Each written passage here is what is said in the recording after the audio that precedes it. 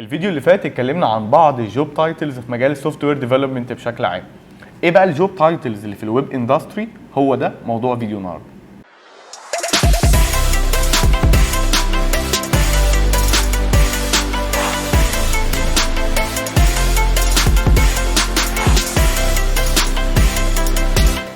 اول جوب تايتل هنتكلم عليها النهارده هو الويب ديزاينر. بص، الويب ديزاينر ده اسمه ديزاينر مش ديفلوبر، يعني هو مش بيكتب كود خالص.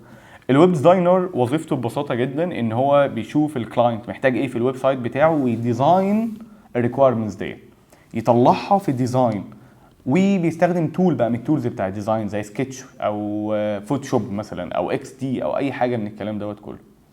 في حاجه بقى جوب تايتل ثانيه اسمها يو اي ديزاينر. يو اي دي ستاند فور يوزر انترفيس.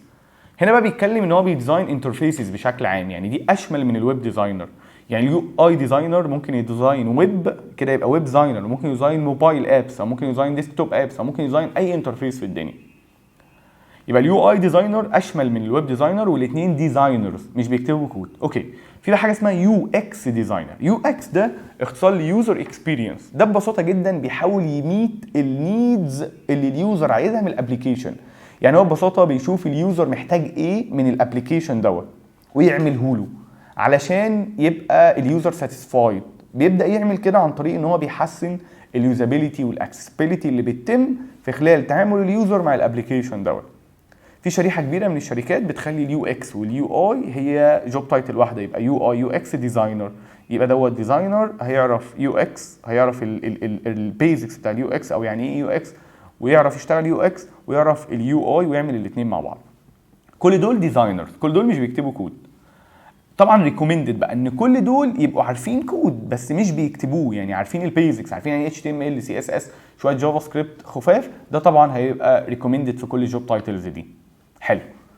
في بقى شغلانات تانية، في حاجه اسمها فرونت اند ديفلوبر، وفي حاجه اسمها يو اي ديفلوبر. الفرونت اند ديفلوبر المفروض ان انت تكون بتكتب اتش تي ام ال وسي اس اس وجافا سكريبت وجي كويري وبوت ستراب، وتكون عارف يا اما رياكت يا اما فيو يا اما انجلر، تختار واحد من الثلاثه دول تشتغلهم.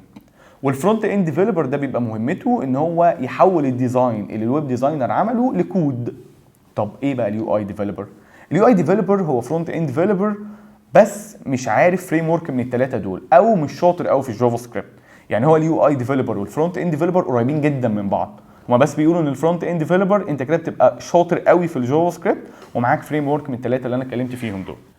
في بقى حاجه اسمها باك اند ديفلوبر. ده ببساطه جدا الديفلوبر المسؤول ان هو يعمل الباك اند بتاع الويب سايت، بيبقى عارف بروجرامنج لانجويج للويب ديفلوبمنت زي البي اتش بي او الاي اس بي دوت نت او الجافا او اي حاجه من الكلام دوت، وبيعرف بقى يعمل باك اند بتاع الويب. في حاجات برضو ريليتد بالويب اندستري، في حاجه اسمها اس اي او سبيشاليست. اس اي او سبيشاليست ده الشخص المسؤول ان هو يخلي الموقع يظهر في النتائج الاولى لمحركات البحث. يعني لما يجي حد يعمل سيرش على اي حاجه ريليتد بالويب سايت او الكونتنت الويب سايت دوت بيقدمه، الويب سايت دوت يبقى في النتائج الاولى من النتائج البحث اللي طلعت في السيرش ده. دول كانوا بعض الجوب تايتلز موجوده في الويب اندستري. ده كان فيديو النهارده، وان شاء الله نشوفكم الفيديو الجاي على خير.